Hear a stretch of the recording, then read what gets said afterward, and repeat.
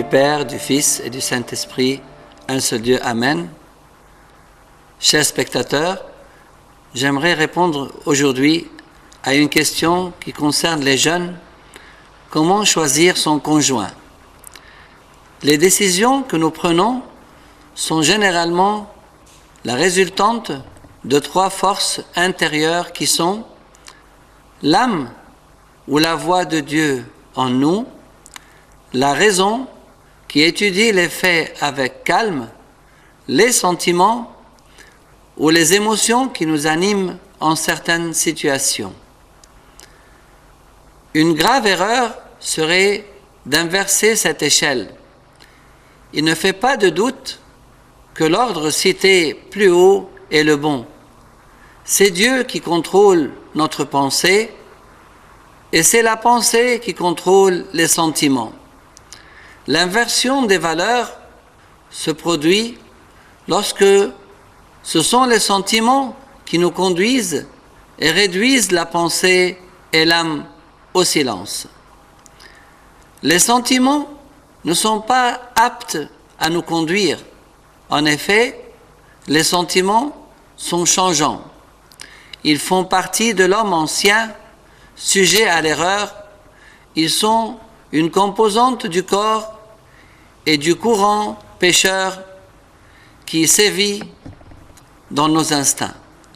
C'est pour cela que ce serait une grave erreur que de se laisser conduire par les sentiments.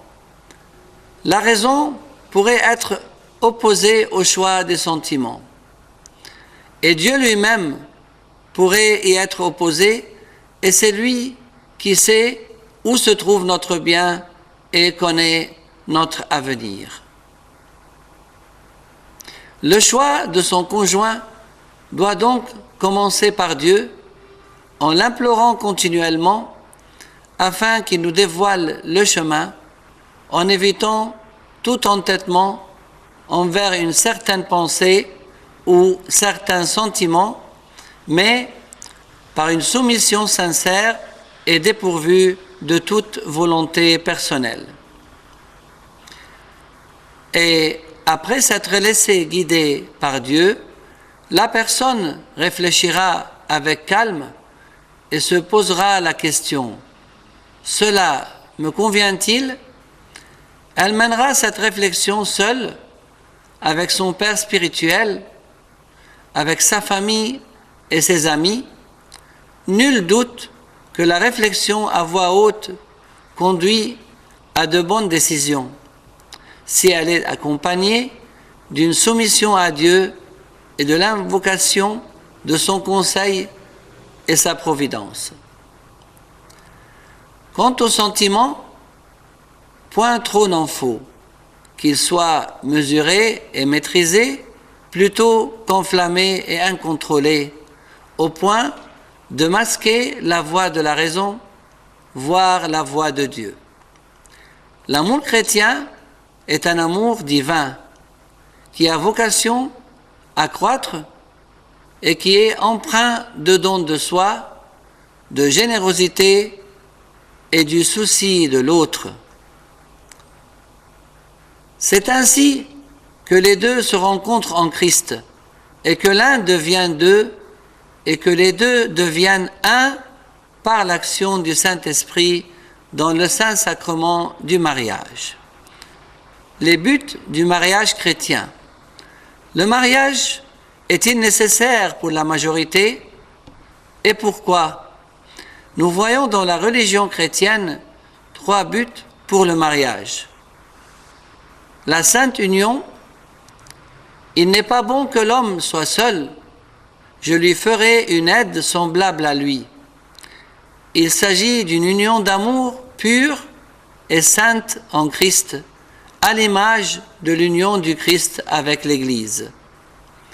L'association avec Dieu dans la création.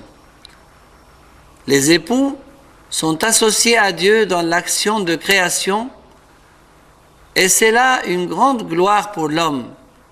Ce ne sont pas des choses purement sensuelles, car elles renferment la mission de préserver le genre humain. Dieu a placé en l'homme la paternité et en la femme la maternité à son image, afin de perpétuer la présence humaine sur terre et d'accroître le nombre de ses enfants qui jouissent de son amour. Le chemin du salut. Il vaut mieux se marier que de brûler. Cela signifie que le mariage est la voie du salut pour la majorité des hommes. En effet, dans le mariage, les instincts sont sollicités dans le cadre de la pureté, la chasteté et la maîtrise de soi chrétienne. Quant aux autres à qui il a été donné, ils ont le sentiment que leur salut est dans la virginité afin d'être à Dieu de tout leur être, et ils sont appelés à cela. Ceux-ci n'ont pas plus de mérite que cela, car il n'est de salut que par le Christ. Et si la virginité favorise l'élan spirituel et la prédication, elle demeure un appel particulier qui n'est pas voulu par l'homme et qui ne peut être simulé, mais que l'homme doit accepter de Dieu comme un don, et il doit lutter pour préserver ce don. Principes généraux pour le choix du conjoint.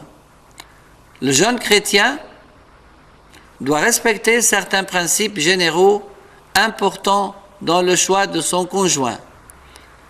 Le côté spirituel, l'autre est-il proche du Christ?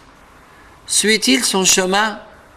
Est-il attiré par les choses spirituelles et uniquement par les choses du monde? Le côté matériel. Il est préférable que les conditions matérielles soient proches. Il existe une grande variété de comportements dans le mode de vie, la manière de s'habiller ou de loger, nécessitant des niveaux de revenus différents. Le côté socio-culturel. Il est également souhaitable que les conditions sociales et culturelles soient proches. L'environnement rural est différent de l'environnement urbain. Les goûts y sont différents et il est préférable que les deux parties aient des goûts sociaux et culturels proches. La beauté ne doit pas occuper une place trop importante car elle est éphémère et comme les fleurs des champs, elle ne tardera pas à disparaître. De plus, la beauté du corps est souvent source d'ennui et de fracas.